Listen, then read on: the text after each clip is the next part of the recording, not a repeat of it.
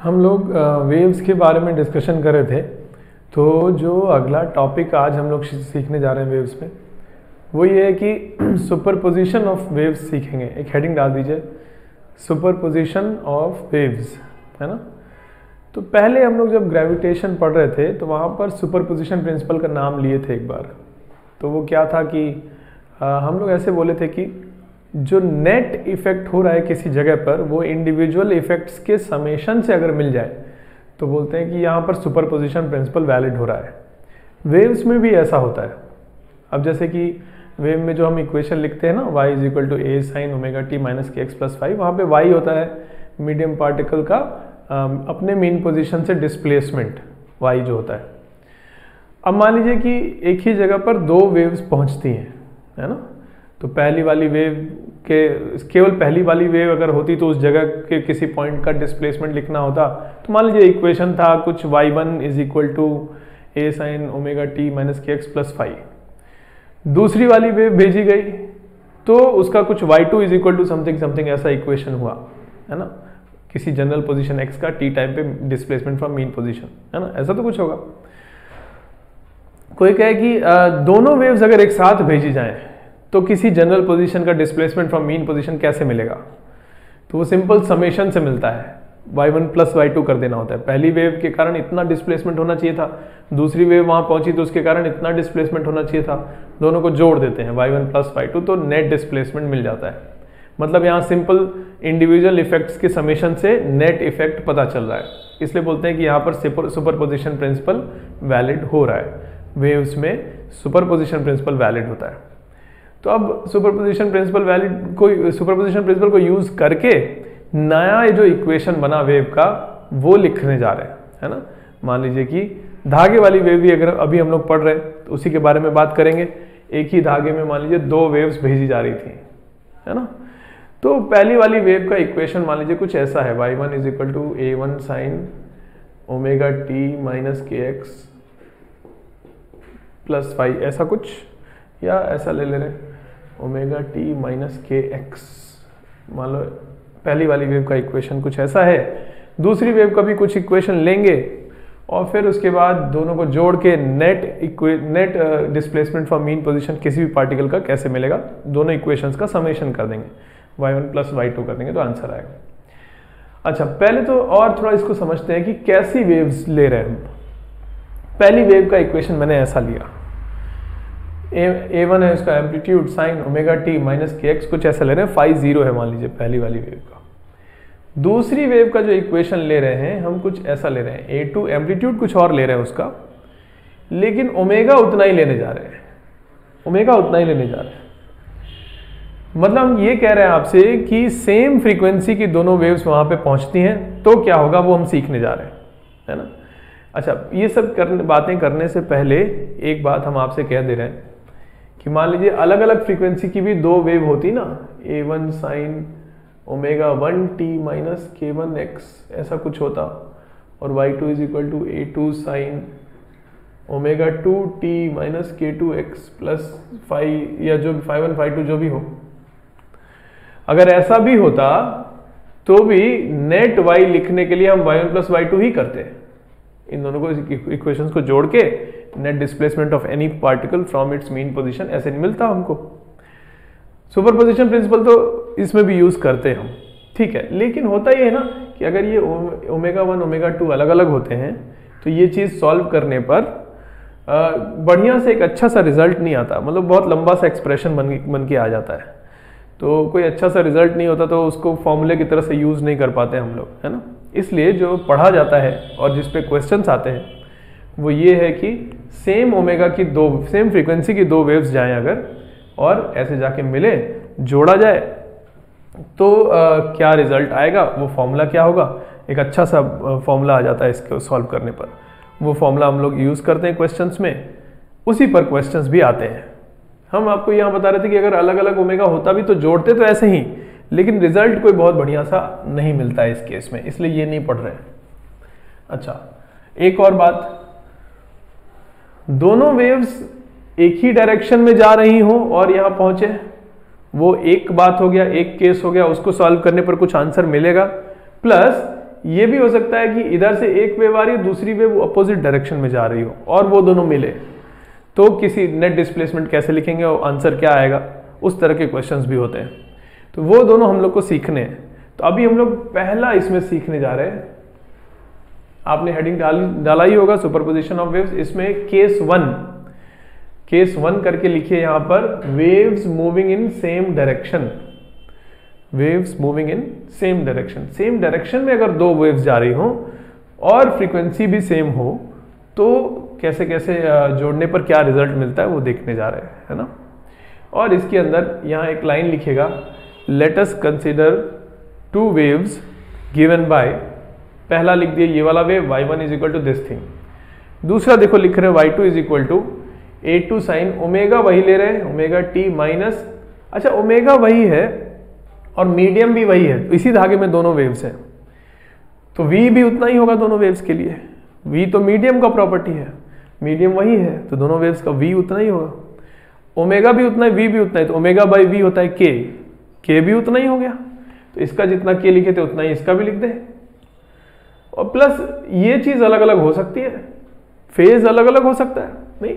अच्छा कोई कहे कि किसी x पोजीशन वाले पार्टिकल का t टाइम पर फेज, केवल ये वेव जा रही थी तो इतना था और केवल ये वेव जा रही होती तो ये होता phase.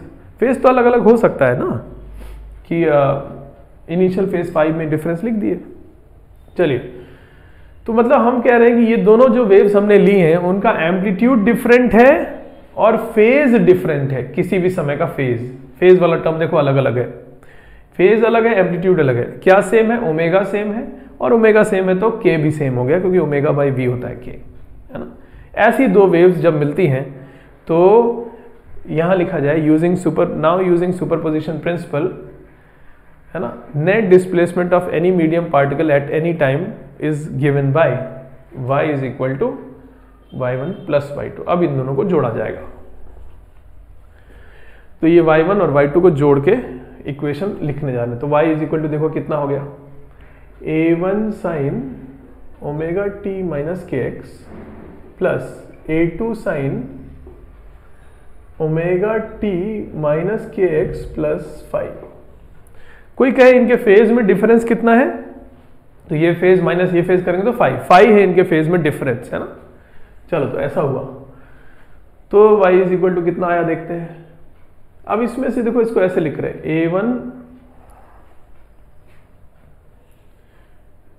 a1 sine omega t minus के एक्स प्लस a2 साइन, ये लिखा है ओमेगा टी माइनस के एक्स प्लस 5, मतलब sine of a plus B लिखा हुआ है। Sine of a plus B, sine A cos B plus cos A sine B, तो वही लिख रहा है a2 times sine of omega T minus के x cos 5 sine A cos B plus cos of omega T minus के x sine 5, sine ए cos B plus cos ए sine b, है ना, ये हो गया। This is equal to y is equal to, यहां पर देखो a1 sine omega T minus के एक्स है और यहां है a2 sine omega T minus के एक्स कॉस 5, है ना। तो हम इसको साइन ओमेगा टी माइनस के एक्स को अगर बाहर ले लें तो कितना बचा, a1 plus a2 cos 5 sign omega T minus के एक्स। देखो a1 प्लस a2 cos 5 इतना plus a2 sin 5 cos omega T minus के एक्स। नीचे लिख दे रहे हैं, यहां जगह कम है, थोड़ा सा नीचे लिख दे रहे हैं यहां के बाद, प्लस a2, ये a2 sin 5 cos of omega T minus के एक्स, है ना, ये हुआ। देखो ठीक है ना, a1 ये चीज प्लस a2 cos 5 ये चीज, तो ये चीज वैसे रख दिए साइन ओमेगा टी माइनस के एक्स वाला term, a1 plus a2 cos 5 हो गया, और फिर ये बचा a2 sin 5 इंटू ये चीज a2 sin 5 into cos of this, है ना।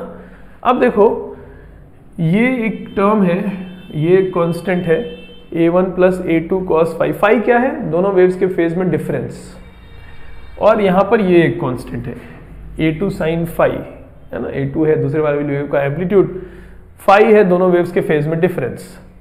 तो ये जो एक्सप्रेशन है ये कुछ ऐसा है ना कि सम a sine theta plus b cos theta, इस तरह का एक्सप्रेशन दिखाई दे रहा है कि नहीं? देखो ये constant into sine of this angle plus ये constant into cos of this angle, same angle, तो ना a sine theta plus b cos theta, इस तरह का है ना एक्सप्रेशन। तो इसको फर्दर सॉल्व करने के लिए क्या करते थे हम लोग, under root of a square plus b square से ऊपर और नीचे मल्टीप्लाई कर लेते थे। तो अगर कोई एक्सप्रेशन ऐसा होता कि मतलब अगर y इज इक्वल टू ऐसा होता, इसको सॉल्व करना होता फर्दर, तो क्या करते, under root of a square plus b square से ऊपर और नीचे मल्टीप्लाई कर लेते। तो ये होता a upon under root of a square plus b square sine theta plus b upon under root of a square plus b square cos theta, ऐसा बनता ना। ये चीज ऐसे मैथ में सिखाया गया होगा, ऐसे सॉल्व करते हैं। फिर क्या करते हैं, टैन मतलब कोई और एंगल लेते हैं एक, है ना, सच दैट उस एंगल मान लो अल्फा ले लिए, तो tan alpha is equal to b by A, ऐसा कोई एंगल ले लेते हैं। Let tan alpha is equal to b by A, है ना। तो कॉस अल्फा हो गया कितना, a upon under root of, मतलब ये चीज, ये कॉस अल्फा हो गया, और b upon under root of इसका ये साइन अल्फा हो गया। तो एक तरह से sine theta cos alpha plus cos theta sine alpha हो गया। तो ये चीज हो जाता है under root of a square plus b square sine of theta plus alpha, है ना। ऐसे तो करते थे। तो इस तरह का एक्सप्रेशन हो तो फर्दर ऐसे सॉल्व किया जाता है। तो अब इसी तरह का तो ये भी एक्सप्रेशन है, इसको इसी तरह से सॉल्व करेंगे हम लोग। ये हम हटा देते हैं यहां से,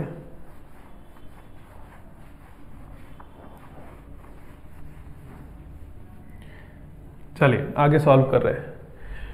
तो अब इसमें इस चीज को हम मानने वाले हैं कुछ कॉस डेल्टा, और इसको मानने वाले हैं ये वाला जो टर्म है ना अंडरलाइन जिसको किए हैं उसको साइन ऑफ डेल्टा। डेल्टा कोई एंगल ले लेते हैं, जैसे वहां अल्फा बोल रहे थे, इसको किसी एंगल का साइन डेल्टा मान लेते हैं, इसको किसी एंगल का कॉस डेल्टा मान लेते हैं। मतलब हम टैन डेल्टा एज्यूम कर रहे हैं क्या, let tan of delta is equal to this upon this, a2 sine phi upon a1 plus a2 cos phi, ये अपन ये, है ना। और under root of this square plus this square से ऊपर नीचे मल्टीप्लाई कर लेते हैं।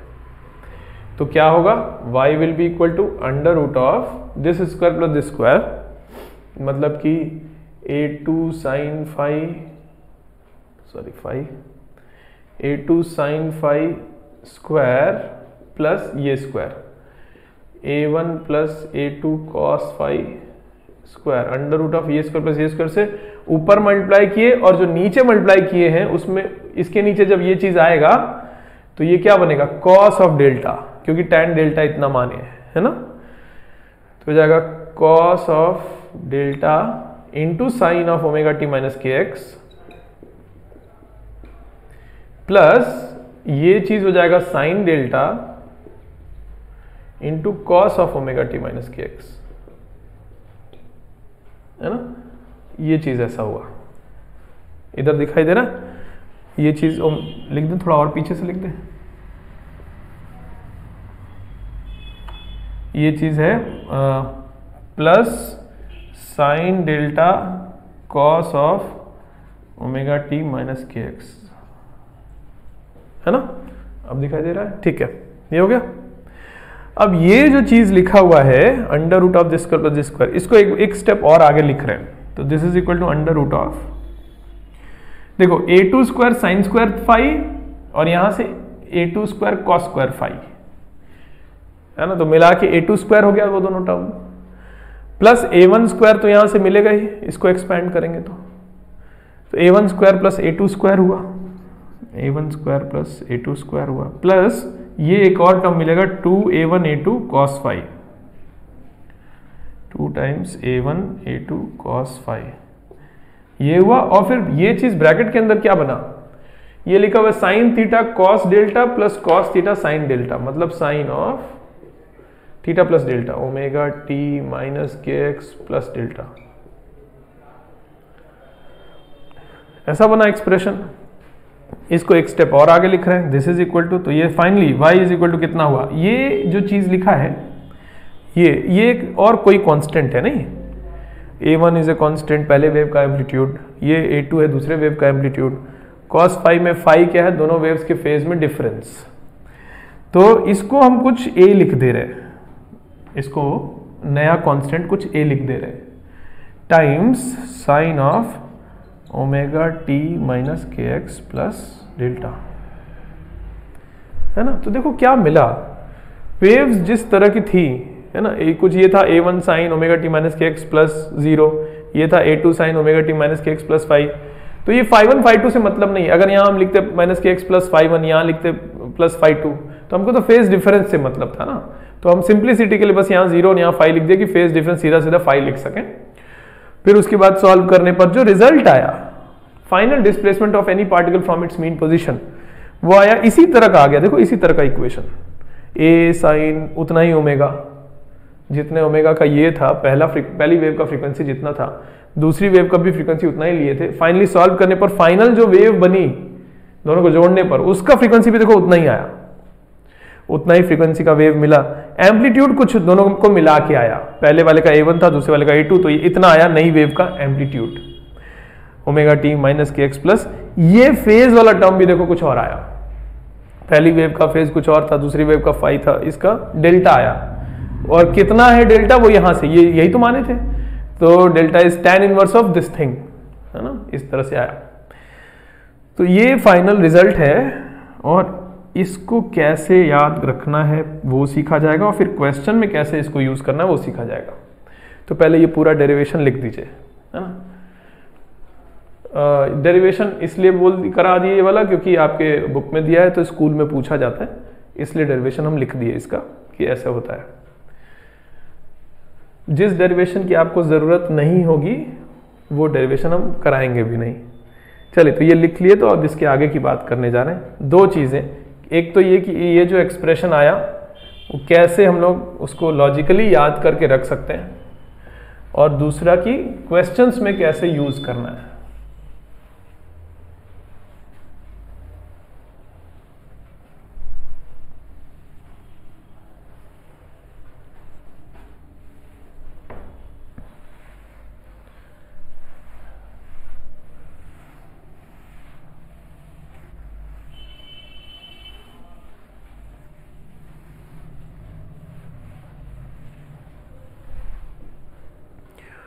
देखिए, तो हमने बात की कि अगर सेम डायरेक्शन में चलने वाली दो वेव्स हैं जिनमें कि जिनका ओमेगा सेम है, मतलब सेम फ्रीक्वेंसी है, लेकिन उनके फेज में डिफरेंस है, फेज में डिफरेंस है फाई, दोनों का एम्पलीट्यूड है a1 और a2।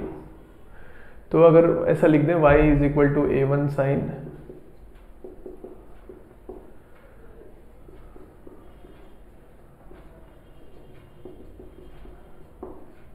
फेज में difference phi, amplitude a1 a2, omega same direction में चल रही हैं दोनों wave, then y is equal to y1 plus y2 का रिजल्ट आता है इतना, a sine omega T minus के x plus delta, where a is equal to under root of a1 square plus a2 square plus 2a1 a2 cos of phi.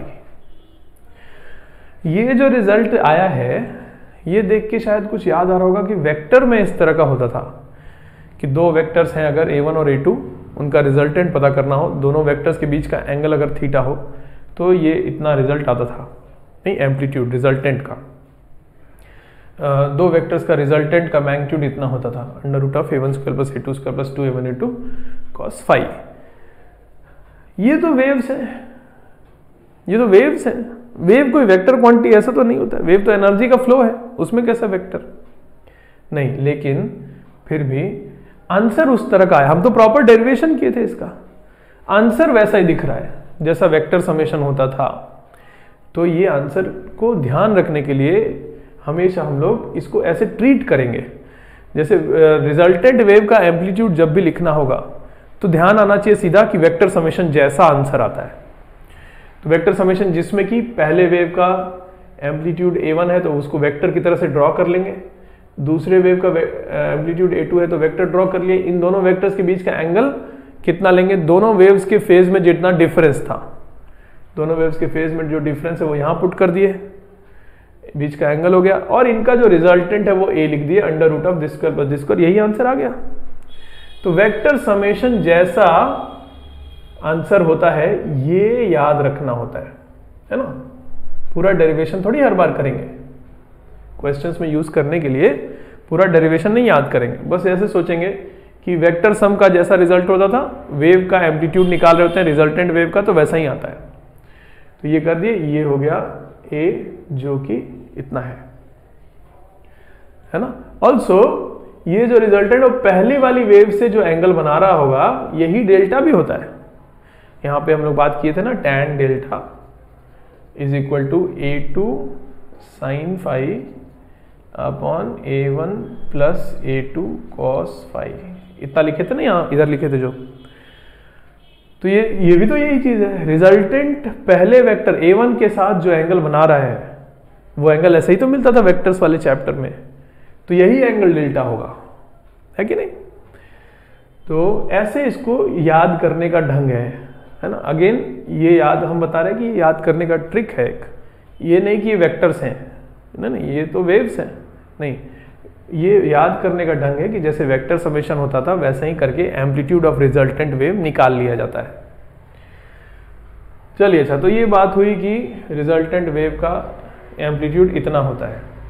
चलिए also अब बात कर रहे हैं कि ये जो फेज डिफरेंस वाली बात है कि कैसे निकालेंगे, क्वेश्चंस में पता करेंगे कि फेज डिफरेंस है कितना, क्योंकि वो यहां पुट करना होगा ना, तब ना रिजल्टेंट वेव का एम्पलीट्यूड आएगा। फेज डिफरेंस कैसे निकालेंगे, तो मान लीजिए कि एक ही समय पर देखा गया और धागे के इस पॉइंट पर दो वेव्स कहीं से आके पहुंची हैं, है ना, एक ही समय पर देख रहे हैं, किसी एक इंस्टेंट पर जब देखा गया तो दो वेव्स यहां पर आके पहुंची, लेकिन वो वेव्स अलग अलग पाथ लेंथ मान लीजिए ट्रेवल करके आई हैं, एक छोटा पाथ चल के आया, दूसरा बड़ा पाथ चल के आया, तो दोनों वेव्स के पाथ लेंथ में डिफरेंस है। तो फेज में डिफरेंस शुरू में एक बार बात हुई थी कि फेज में डिफरेंस होता है k टाइम्स पाथ में डिफरेंस। पाथ में डिफरेंस अगर इतना है दोनों वेव्स के, तो फेज में डिफरेंस इतना होगा, है ना।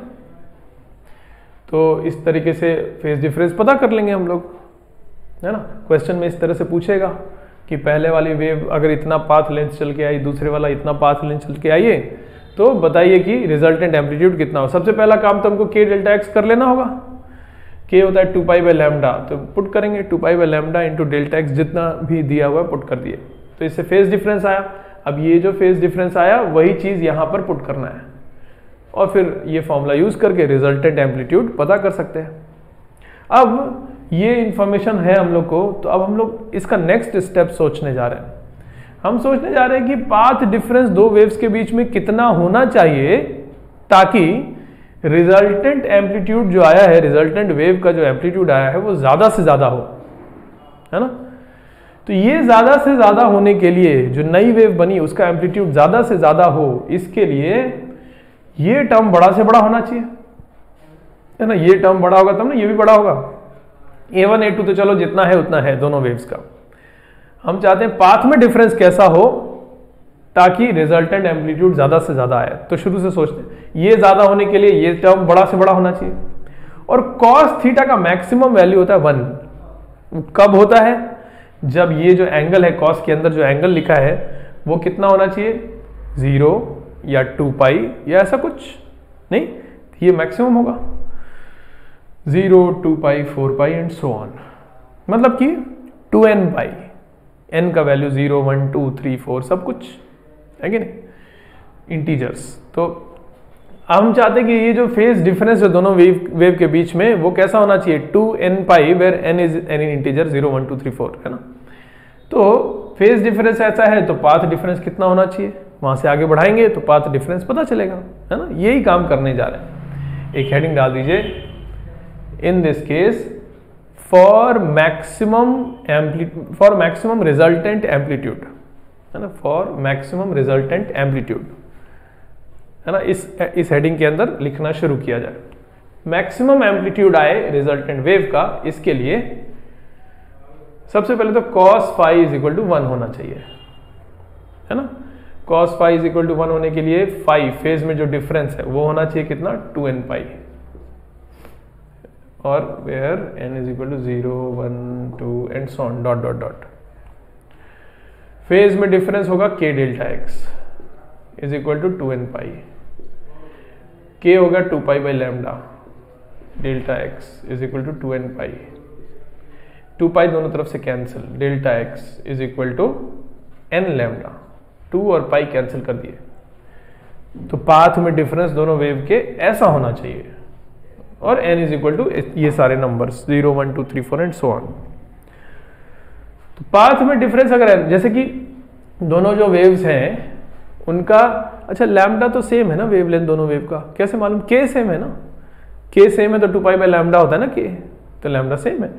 अब दोनों जो वेव्स हैं उनके बीच का पाथ का डिफरेंस अगर n लैम्डा है, जैसे 1 लैम्डा या 2 लैम्डा या 3 लैम्डा या 20 लैम्डा, कुछ n लैम्डा है पाथ में डिफरेंस, तो उस केस में रिजल्टेंट जो वेव बनेगी, नई जो वेव बनेगी, उसका एम्पलीट्यूड खूब ज्यादा होगा, और कितना होगा ये भी लिखने जा रहे हैं, है ना। इतना लिखने के बाद इसके नीचे लिखा जाए, in this case a is equal to, ये तो 1 हो गया, cos फाई 1 हो गया, तो कितना हुआ, a1 square plus a2 square plus 2a1 a2, मतलब a1 प्लस a2 का होल स्क्वायर, और फिर अंडर रूट लिया गया है, तो a इज इक्वल टू कितना हुआ, a1 plus a2, resultant wave का एम्पलीट्यूड इतना हो जाएगा। यही मैक्सिमम पॉसिबल एम्पलीट्यूड होता है, जो नई वेव मिली ना उसका मैक्सिमम पॉसिबल एम्पलीट्यूड इतना होता है, और कब होगा, जब पाथ में डिफरेंस ऐसा हो, ठीक है। चलिए, तो ये बात हो गया, और जो अभी लिखे हेडिंग हम लोग, for maximum possible resultant amplitude, ये हो गया। तो अब क्या लिखना चाहिए, for minimum possible resultant amplitude क्या क्या बातें होनी चाहिए वो भी लिखा जाए। एक और हेडिंग डालिए, for minimum possible resultant amplitude. तो उस केस में अब फॉर्मूला यही है, तो मिनिमम होने के लिए, a का वैल्यू मिनिमम होने के लिए cos phi is equal to -1 होना चाहिए। इसका मिनिमम वैल्यू -1 होता है ना, तो हम सॉल्व कर रहे हैं इसके लिए, इधर लिखते हैं, चलिए इसको हटा देते हैं। cos phi should be equal to -1। अच्छा, cos फाई -1 होने के लिए फाई कितना होना चाहिए, ऑड पाई, है ना, 1 पाई या 3 पाई या 5 पाई ऐसा, तो 2n प्लस 1 पाई, फेज डिफरेंस ऐसा होना चाहिए। फेज डिफरेंस को लिखे k delta x, 2n plus 1 पाई, k को लिखे 2 पाई बाई लैम्डा, और 2 पाई दोनों तरफ से कैंसिल किए, तो डेल्टा x आया n plus half lambda. n plus half lambda जब होगा, n प्लस हाफ लैम्डा मतलब जैसे कि लैम्डा बाई 2 या 3 लैम्डा बाई 2 या 5 लैम्डा बाई 2 ऐसा, है ना, जैसे 0.5 लैम्डा या 1.5 लैम्डा या 2.5 लैम्डा, है ना। n प्लस हाफ लैम्डा जब कभी भी दोनों वेव्स के बीच का पाथ डिफरेंस होगा, उस केस में जो नई वेव मिलेगी उसका एम्पलीट्यूड मिनिमम होगा, सबसे कम, और कितना होगा, एक तो ये हो गया formula, n is equal to 0 1 2 3 4 सारे। इसके नीचे लिखा जाए, in this case resultant amplitude a minimum होगा, और कितना होगा, मिनिमम करके लिख दे, ये हो जाएगा -1, तो ये हो जाएगा a1 square plus a2 square minus 2a1 a2, मतलब a1 माइनस a2 का होल स्क्वायर का अंडर रूट लिखा हुआ है, मतलब कितना, a1 माइनस a2, है ना। तो इस केस में मिनिमम होता है एम्पलीट्यूड रिजल्टेंट, और इतना होता है, ठीक है। तो हम लोग ये बात किए कि सेम डायरेक्शन में चलने वाली सेम फ्रीक्वेंसी की दो वेव्स जब मिलती हैं तो नई वेव बनती है जिसका एम्पलीट्यूड इतना होता है। वो कब मिनिमम होता है, कब मैक्सिमम, वो सब बात की है। चलिए ठीक है, आगे।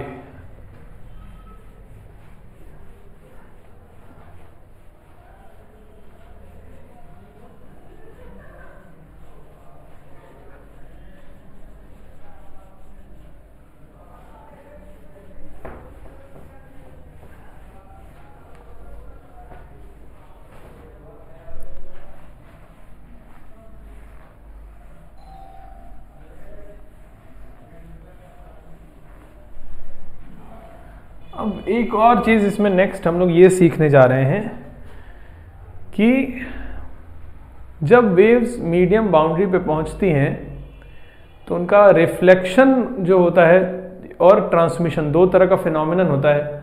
जैसे ये मीडियम बाउंड्री है, वेव इधर से एंटर कर रही है। मीडियम बाउंड्री का क्या मतलब, वो मीडियम बाउंड्री किसको कहते हैं कि इसके एक साइड अलग मीडियम हो, दूसरे साइड अलग मीडियम हो, तो उसको कहते हैं मीडियम बाउंड्री है। तो ये ऐसे वेव आ रही है, यहाँ बाउंड्री तक जब पहुँचती है तो दो फिनोमिनन होते हैं। कुछ एनर्जी क्रॉस करके दूसरे मीडियम में एंटर कर जाती है तो बोलते हैं ट्रांसमिशन हो गया वेव का, और कुछ एनर्जी लौट आती है सेम मीडियम में, बाउंड्री से टकराने के बाद लौट आती है तो बोलते हैं रिफ्लेक्शन हो गया। तो वेव्स में रिफ्लेक्शन और ट्रांसमिशन ऐसे दो चीजें हो रही होती हैं। कब? जब बाउंड्री पे पहुंचती है। अच्छा, बाउंड्री का क्या मतलब? हम कह रहे हैं ना बाउंड्री का मतलब इधर अलग मीडियम हो, इधर अलग मीडियम, तो बोलते हैं ये मीडियम का बाउंड्री है। अलग अलग मीडियम है, ये कैसे आइडेंटिफाई होगा, मतलब किस बेसिस पे कहते हैं हम लोग कि ये अलग मीडियम, ये अलग मीडियम है? तो हम लोग कहते थे ना वेव का स्पीड मीडियम का प्रॉपर्टी है। तो अगर वेव जो है उस वेव का स्पीड इधर अलग हो, इधर अलग हो, तो बोलते हैं ये अलग मीडियम है, ये अलग मीडियम है। अगर वेव का स्पीड दोनों तरफ सेम है तो ये बाउंड्री नहीं हुआ। बाउंड्री कब कहलाएगा ये, कि कब कहेंगे कि ये मीडियम का बाउंड्री है? जब इसके एक साइड में वेव का स्पीड अलग हो, दूसरे साइड में वेव का स्पीड अलग हो जाए तो बोलेंगे कि ये बाउंड्री है ना। ऐसे आइडेंटिफाई होता है मीडियम बाउंड्री। और एक बात है कि जब कभी भी वेव मीडियम बाउंड्री से टकराती है, इसमें आ रही थी, यहाँ बाउंड्री से टकराई, तो उसका कुछ एनर्जी लौट आएगा सेम मीडियम में, जिसको कि रिफ्लेक्शन कहते हैं। कुछ एनर्जी दूसरे मीडियम में चली जाती है, जिसको ट्रांसमिशन कहते हैं। अब जैसे कि धागे हैं, मान लो ये एक धागा है और यहां से एक दूसरा धागा अटैच्ड है ना। हम जानबूझ के इसको ऐसा दिखा रहे हैं, थोड़ा थिक, इसको थिन दिखाने के लिए कि ये दूसरा धागा है। और मान लीजिए कि इसमें ये वाला धागा का लीनियर मास डेंसिटी अलग है, इस धागे का लीनियर मास डेंसिटी अलग है, और दोनों को ऐसे खींचा हुआ है। अच्छा, ऐसे खींचेंगे तो टेंशन तो एक ही होगा, दोनों में टेंशन एक ही है, लेकिन म्यू अलग अलग है, तो स्पीड ऑफ वेव अलग अलग होगा। तो इधर स्पीड ऑफ वेव अलग है, इधर स्पीड ऑफ वेव अलग है, मतलब ये मीडियम बाउंड्री है उस केस में, है ना। तो ऐसे आइडेंटिफाई होता है कि ये बाउंड्री है, दोनों तरफ स्पीड ऑफ वेव अलग अलग होना चाहिए। ऑल्सो जिस मीडियम में वेव का स्पीड ज्यादा होता है, उस मीडियम को उस वेव के लिए रेयरर मीडियम कहा जाता है। एक रेयरर और डेंसर, समझते हैं क्या होता है। जैसे कि लाइट का स्पीड वैक्यूम में ज्यादा होता है और वाटर में कम होता है, तो कहते हैं वैक्यूम जो है वो लाइट के लिए रेयरर मीडियम है और वाटर डेंसर है लाइट के लिए। लाइट इज अ वेव, तो वेव का स्पीड जिस मीडियम में ज्यादा होता है वो मीडियम कहलाता है रेयरर उस वेव के लिए। और अच्छा, ऐसे बोले साउंड का स्पीड की अगर बात करें तो साउंड का स्पीड वाटर में ज्यादा होता है और एयर में कम होता है, और वैक्यूम में तो जीरो होता है। वैक्यूम में तो साउंड ट्रैवल ही नहीं कर सकता, है ना, कुछ मीडियम चाहिए। तो कोई कहे कि वाटर, एयर और वैक्यूम में कौन रेयरर है कौन डेंसर है साउंड के लिए? तो साउंड के लिए तो वाटर रेयरर मीडियम हुआ, क्योंकि वाटर में ज्यादा तेजी से साउंड चलता है। एयर वाटर के कंपैरिजन में डेंसर मीडियम है साउंड के लिए, और वैक्यूम तो और भी डेंस मीडियम है, वो इतना डेंस है कि उसमें साउंड चल ही नहीं पाता है ना। तो रेयरर और डेंसर ऐसे डिसाइड होता है। अब जैसे कि ये नहीं कहेंगे हम लोग कि वाटर और एयर में कंपैरिजन करने सीधा बस कि वाटर रेयरर मीडियम है कि एयर, नहीं, वेव भी होना चाहिए ना, कौन सी वेव के लिए। अब जैसे कि लाइट के लिए एयर रेयरर मीडियम है, वाटर डेंसर मीडियम है, और साउंड के लिए वाटर रेयरर मीडियम है, एयर डेंसर मीडियम है कि नहीं। तो वेव के लिए होता है कोई मीडियम रेयरर या डेंसर। तो एक बात हम लोग नोट करके लिख दिया जाए, लिखिए जरा। The medium in which speed of A wave is greater is called rarer medium for the wave, ठीक है ना। और इसी तरह से इसका उल्टा डेंसर हो जाएगा, जिसमें स्पीड कम होगी उसको डेंसर कहेंगे। चलिए, तो ये तो बात हो गई रेयर मीडियम और डेंसर मीडियम। अब लाइट, या लाइट की बात नहीं कर, कोई भी वेव जब रेयरर से डेंसर मीडियम की बाउंड्री पे आके टकराए तो क्या क्या होगा, रिफ्लेक्शन, रिफ्रैक्शन, ये सब जो होगा। और दूसरा क्या, अगर डेंसर से रेयरर जाते वक्त बाउंड्री मिले तो क्या क्या होगा, ये सब बात हम लोगों को करनी है। जैसे मान लो ये मीडियम बाउंड्री है, वेव इधर से आ रही है, जैसे ये बना है ना, ये मीडियम बाउंड्री है, वेव इधर से आ रही थी। अब ये हो सकता है कि ये रेयरर हो, ये डेंसर हो, और तब क्या होगा, कितना रिफ्लेक्शन, कितना ट्रांसमिशन होगा। और दूसरा क्या, इधर डेंसर इधर रेयरर हो तो फिर क्या रिफ्लेक्शन और रिफ्रैक्शन में क्या क्या होगा, ये सब बात करने जा रहे हैं। ठीक है, चलिए तो एक हेडिंग डाल दीजिए, reflection and transmission of waves. Reflection and transmission of wave. मान लीजिए ये बाउंड्री है ना, इधर स्पीड ऑफ वेव है v1, इधर है v2, ऐसा एक डायग्राम बना दीजिए, ऐसा लाइन खींच के लिख दीजिए कि मीडियम बाउंड्री है ना, यहां पे लिख दीजिएगा ये मीडियम बाउंड्री है ना, और इधर v1 v2 लिख दीजिएगा। v1 v2 क्या है, जो वेव भेज रहे हैं ना उसका इस मीडियम में स्पीड v1 है, इस मीडियम में स्पीड v2 है, मीडियम का प्रॉपर्टी होता है ना वो। चलिए, तो कोई वेव यहां आई, जरूर नहीं कि धागे वाली वेव, कोई भी वेव की बात हो रही है अभी, जनरल कोई सी वेव यहां पहुंची। इस वेव का इक्वेशन पहले लिखते हैं, है ना। मान लो इसका इक्वेशन था y1 y is equal to sum, इसको इंसिडेंट वेव लिख रहे हैं हम, इंसिडेंट मतलब ये आके गिरी, इंसिडेंट वेव, तो y incident is equal to ai, मान लो कुछ ऐसा है, इसका साइन ऑफ, ऐसे भी लिख सकते हैं ना, omega into t minus x by v, जो सबसे पहले लिखे थे हम लोग, है ना। सबसे पहले तो ऐसे लिखे थे, फिर ओमेगा को अंदर ले गए थे, तो ओमेगा टी माइनस के एक्स लिख दिए थे इसको। मान लीजिए इंसिडेंट वेव का इक्वेशन कुछ ऐसा है, लेटस से मान लेते हैं, तो ये v1 होगा, यहां पर पहले वाले मीडियम में चल के आ रही है, यहां पर पहुंची। एक बार हम लोग इसको लिखने की कोशिश करते हैं कि जो ट्रांसमिट होगी वेव, यहां से आगे बढ़ेगी, उसका इक्वेशन किस तरह का दिखेगा, और जो यहां से वापस लौट आएगी, रिफ्लेक्शन जो होगा, तो रिफ्लेक्टेड वेव का इक्वेशन कैसा दिखना चाहिए, इक्वेशन कैसा दिखना चाहिए, पहले ये लिखने जा रहे हैं।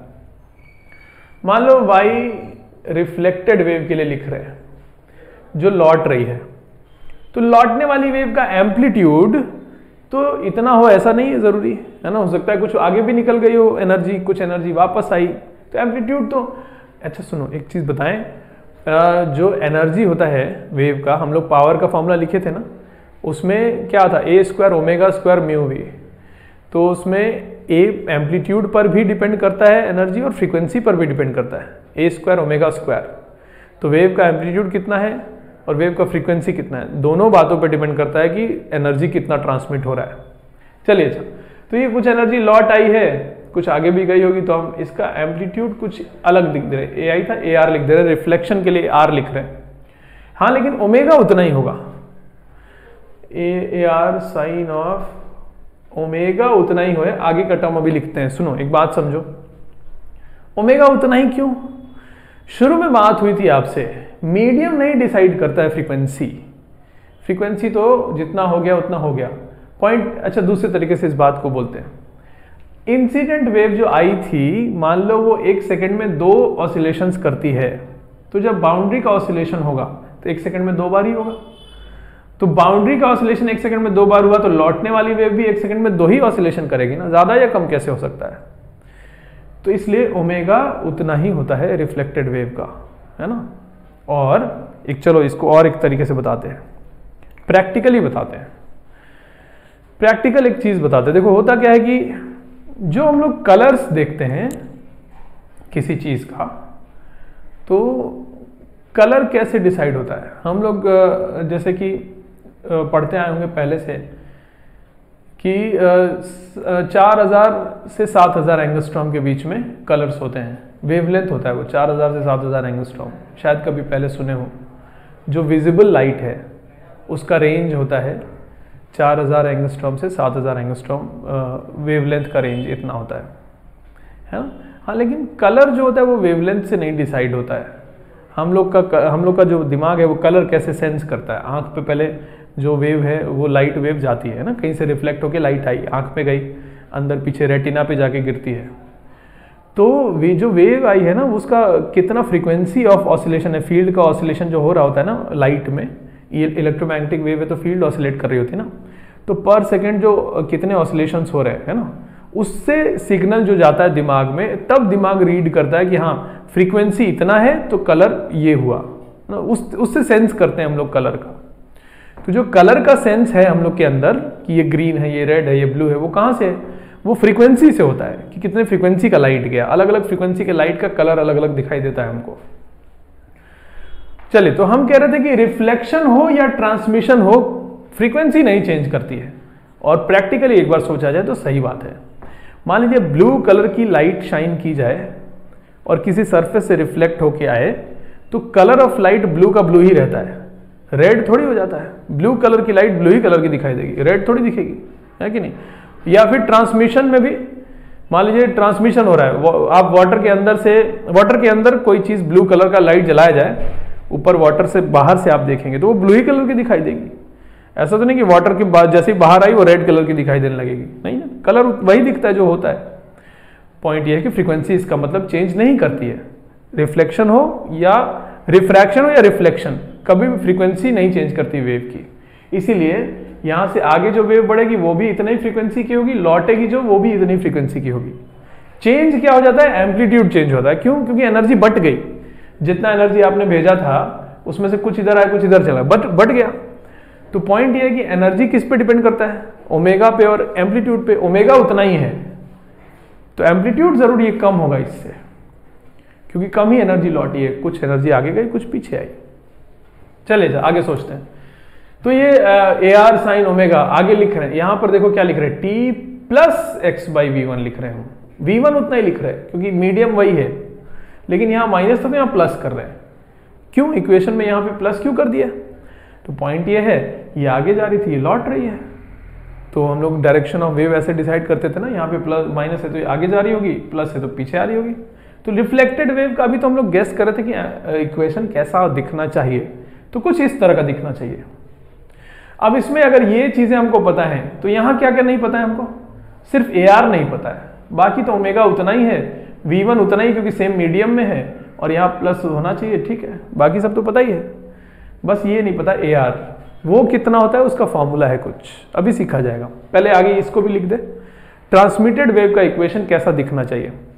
तो वाई ट्रांसमिटेड वेव के लिए लिख रहे हैं तो क्या होगा, कुछ मान लो ए टी लिखें उसको, ट्रांसमिटेड वेव का एम्पलीट्यूड, साइन ऑफ ओमेगा उतना ही लिख रहे हैं, टी और आगे ये भी जा रही है और आगे ये भी जा रही है तो टी माइनस लिखेंगे, एक्स बाई, लेकिन यहाँ वी टू लिखना पड़ेगा क्योंकि यहाँ मीडियम वी टू वाला है, दूसरा मीडियम है।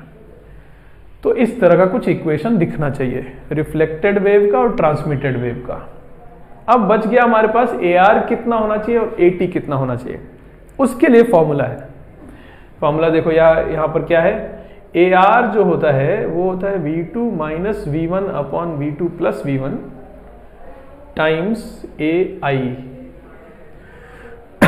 ये फॉर्मूले का अभी जो डेरिवेशन है उसकी आपको जरूरत नहीं है, ये आपके स्कूल लेवल पे है भी नहीं फॉर्मूले का डेरिवेशन। ये आगे पढ़ोगे कभी हायर स्टडीज में तो पढ़ सकते हो, इसका डेरिवेशन होगा, लेकिन अभी आपको इसकी जरूरत नहीं है। तो ये फॉर्मूला लेकिन ध्यान रखना चाहिए, ये फॉर्मूला बहुत यूजफुल है। रिफ्लेक्टेड वेव ये जो ए आर लिखे हैं उसका एम्पलीट्यूड, ये ए आई क्या है, इंसिडेंट वेव का एम्पलीट्यूड, और ये वी टू वी वन ये दोनों वेलोसिटीज हैं। और ए टी का फॉर्मूला होता है ट्रांसमिटेड वेव का जो एम्पलीट्यूड है यहाँ जो लिखा है ये होता है 2v2 upon v2 plus v1, 2v2 upon v2 plus v1 times ai। ये ट्रांसमिटेड वेव का एम्पलीट्यूड होता है। तो ये दोनों बातें डायग्राम वगैरह बना के आपको कॉपी में लिख लेनी है, लिख दीजिए इसको, है ना। चलिए अच्छा, तो आगे नेक्स्ट क्लास में जब हम लोग बात करेंगे तो इस इससे क्या और बातें पता कर सकते हैं कि ये अगर रिफ्लेक्टेड वेव का एम्पलीट्यूड है तो इससे और क्या क्या इन्फॉर्मेशन ले सकते हैं हम लोग, इसको देख के और क्या क्या बातें बता सकते हैं, थोड़ा इस पे बात किया जाएगा, है ना। आज का लेक्चर हम लोग यहाँ पे फिनिश कर रहे हैं।